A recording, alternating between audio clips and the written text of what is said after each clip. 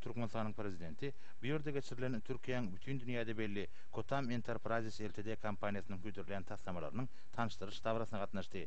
Tanıştırış davrasına Kotam Enterprises Ltd kompaniyasının yol başları, kompaniyanın prezidenti Muammer Ağım, vice-prezidenti Hanım Sida Genguru ve kompaniyanın baş direktörü Ali Rıza Misil ve beylikli resmi vekiller katnaştılar. Türkmen devletinin başkanının qaramağına hormatly prezidentimizin maslahatlary boýunça işlenip taýarlanan taslamalar güdürlendi. Olaryň arasynda gäme gurulşyk zawodyny gurmak we onuň baş meýilnamasy, bitegi maglumatlar bunýadyny we umumy ulgamy döwletmäge güdüňini tutýan saglyk goruşlugymnaky elektron resmi namalar dolanşygyny ösdürmegiň taslamasy bar.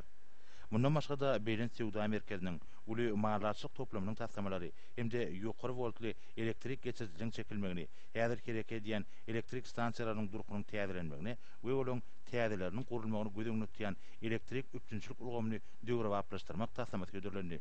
Hormatly prezidentimiz taslamalar bilen içkin tanışyp, Kotam Enterprises Ltd kompaniýasynyň wekilleri bilen geljekki senagat disgalarynyň we durmuş düzüminiň intellektual ulgamlarynyň iş meselelerinden gyzyklandy.